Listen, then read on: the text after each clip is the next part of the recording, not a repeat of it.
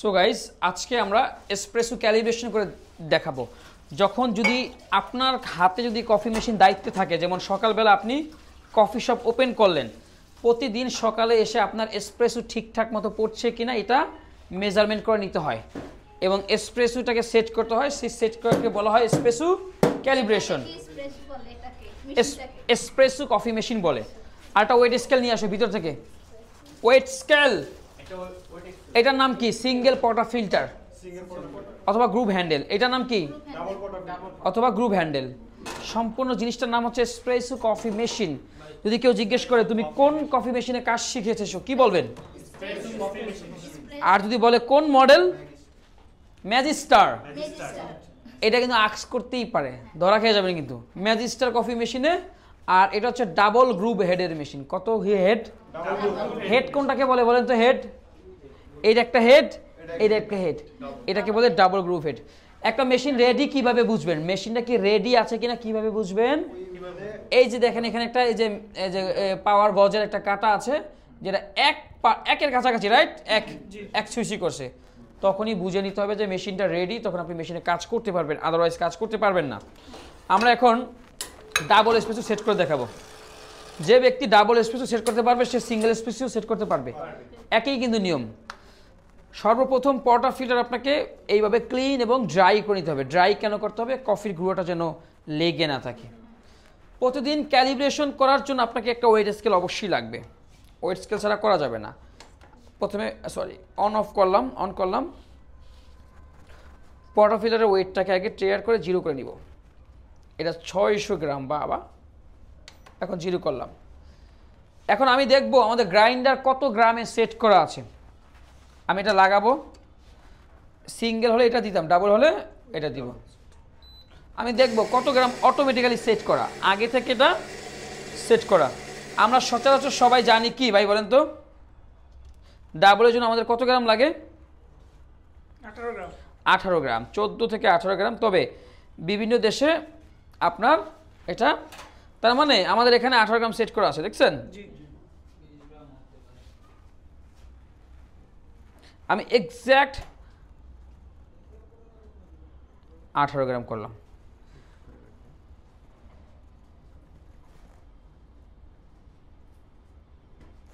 Exact 18 করছি। হ্যাঁ, মানে এটা হচ্ছে পারফেকশন। যারা স্পেশালিটি কফি শপের ক্যাটাগরি কিন্তু দুইটা।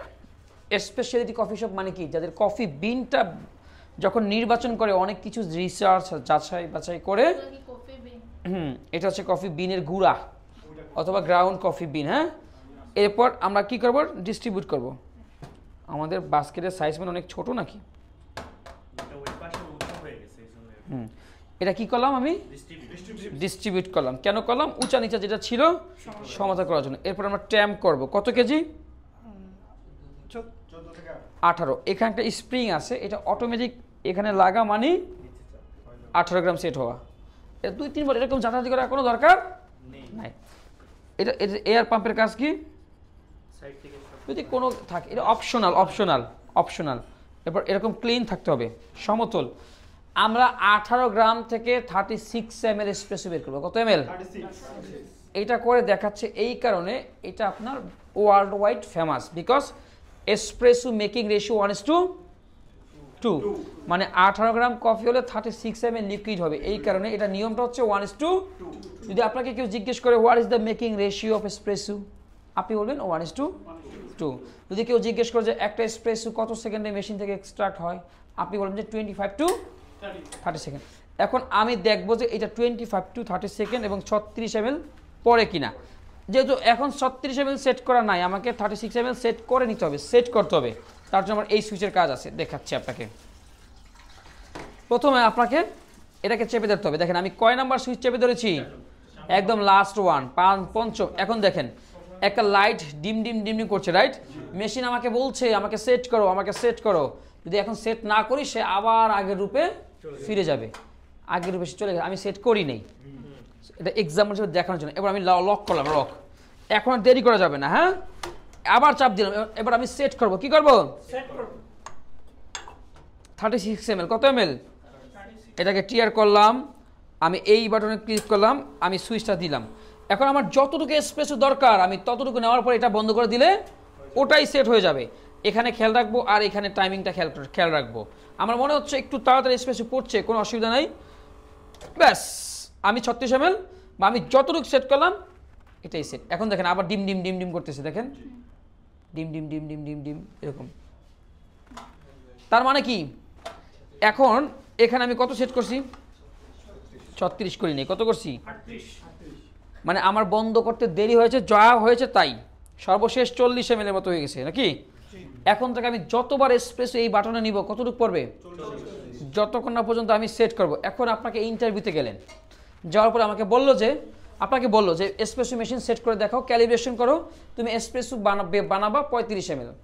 তখন আপনাকে 35 ml বানাতে হবে এইভাবে করে। আমি 33-এ বন্ধ করছি, এটা 36-38-এ বন্ধ হয়েছে, তার মানে আমাকে আরেকটু আগে বন্ধ করতে হবে, যেমন 32-এ করলে আমরা এটা এক্স্যাক্ট 36 ml।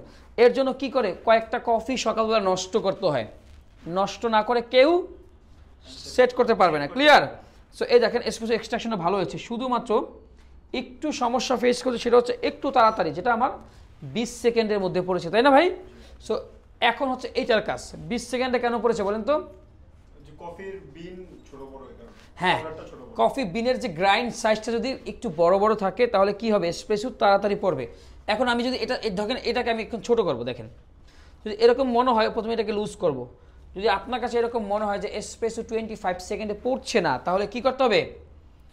গ্রাইন্ডার সেট করতে হবে, মানে এই সাইজটাকে আরেকটু ফাইন করতে হবে। ফাইন মানে কি? ছোট, ওকে, বা মিহি করতে হবে। এটা হচ্ছে আপনার 1 2, 1 হচ্ছে গা সবচেয়ে ছোট, 0 মানে তার থেকে ছোট, 2 মানে তার থেকে বড়, 3 মানে তার থেকে বড়, 4 মানে আরো বড়। সো আমার এখানে 0 এবং 1-এর মাঝামাঝি আছে, এটাকে আমি আরেকটু বাম দিকে মানে ফাইনের দিকে করব। 0-র দিকে হচ্ছে ছোট, আর 1 2 3 4 মানে কি? বড়। এতটুকু তো কনফিউশন ক্লিয়ার? 0 মানে ছোট, 1 2 3 4 মানে বড়। সো আমি 0-র কাছাকাছি আরেকটু নিব, অল্প নিব, অল্প একটু নিলাম, আমার আর নেওয়ার দরকার নেই। এরপর আমি এমনিতে একটা সিঙ্গেল এসপ্রেসো টেস্ট করব, দ্যাটস ইট। সো আমাদের মেইন পার্ট ছিল এটাই, বিদেশে এটাই চলবে। সাইপ্রাসে গেলে আপনাকে বলবে যে একটা এসপ্রেসো 36 ml বের করে দেখাও, তখন এই মেশিন যদি হয় বা এই টাইপের হয়, এটা নাম কি? সুইচ, ম্যানুয়াল সুইচ বা প্রোগ্রামার সুইচ, এটা নাম কি? Switch, program switch. এখন আমি একটা সিঙ্গেল এসপ্রেসো বানিয়ে দেখি জাস্ট নর্মালি। সিঙ্গেল এসপ্রেসো খুব একটা অনেক দেশে চলে না, আবার অনেক সময় চলে, যেহেতু আমরা আসলে এটার সাথে ইউজ টু, জন্য আমরা বানাচ্ছি। সব সময় ওই আগের মতোই করতে হবে, সিঙ্গেল এসপ্রেসো, দ্যাটস ইট। মানে এটাকে বলা হয় র কফি। এই কফি থেকেই সকল কফির উৎপত্তি। ক্যাপাচিনো বানালে এটা লাগবে না, এই কফি থেকেই সকল কফি। এবার আমি একটা সিঙ্গেল জাস্ট নর্মালি বানাচ্ছি, দেখি।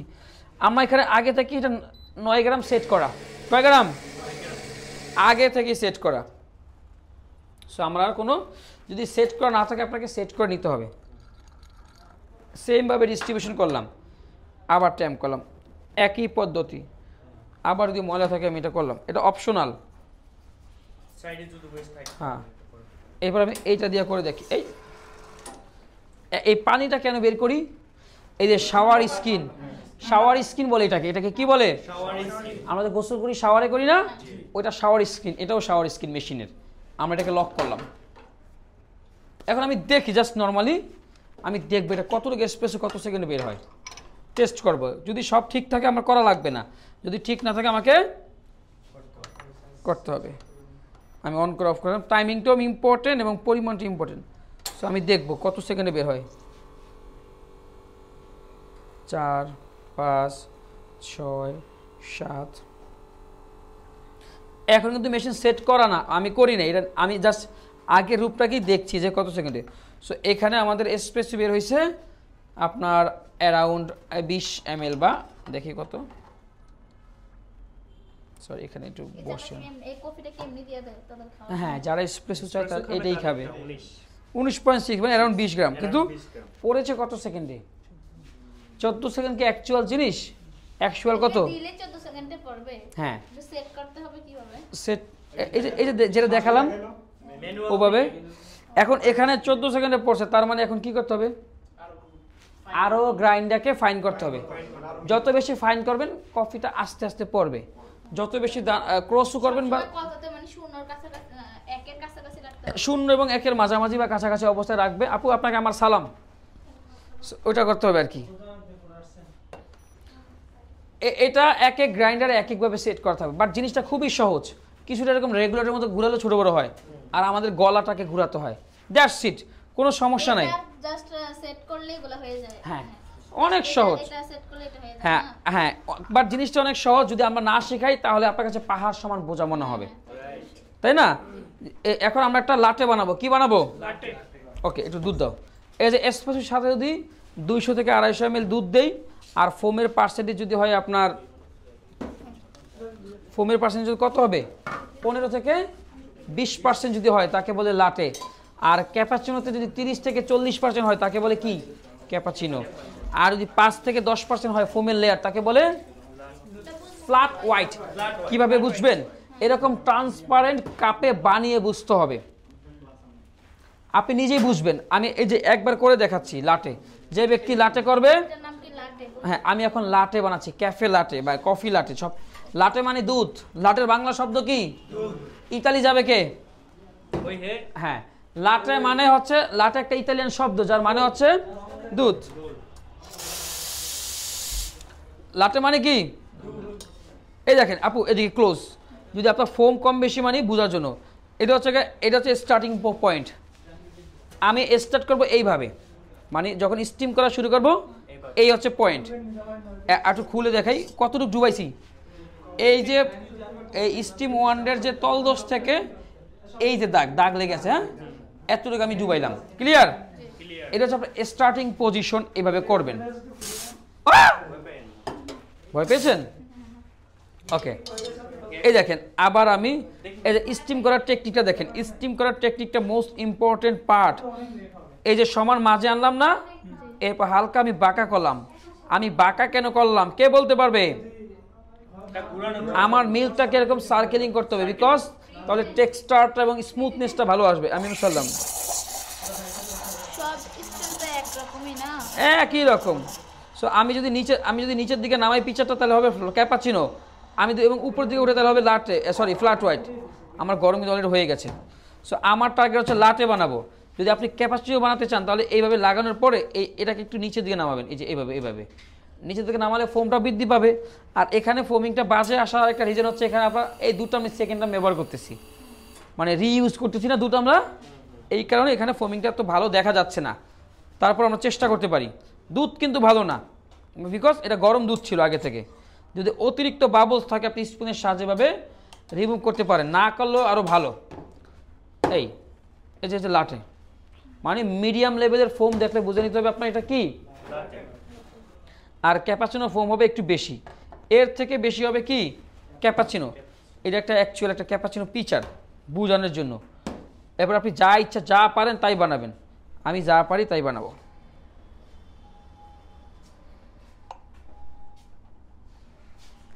সো আমি একটা সোয়ান বানাই নাকি,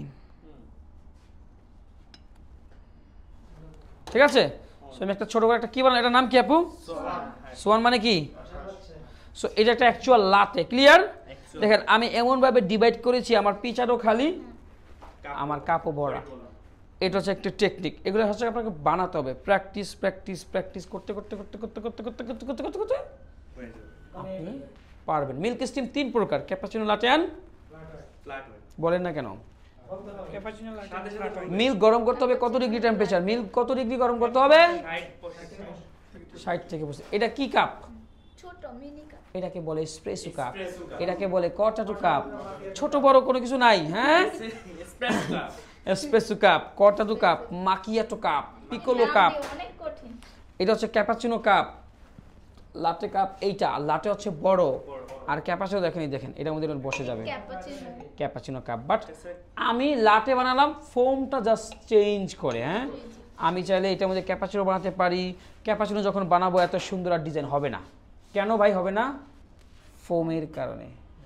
নিজে থেকে চেষ্টা, আমাকে জিজ্ঞাসা। রুমে যদি থাকেন বসে বসে কল করবেন, হোয়াটসঅ্যাপ করবেন, গ্রুপে মেসেজ করে জিজ্ঞেস করবেন এই কফি আমি বুঝি না, আমাকে বুঝান। দেখবেন যে আপনাকে সাহায্য করার জন্য অনেকে প্রস্তুত। সাহায্য না পেলে আমি তো আছি ফাইনাল সাহায্যকারী। ইতি আপনাদের সাহায্যকারী জিহাদি, বিদায় নিচ্ছি ভাই। আসসালামু আলাইকুম।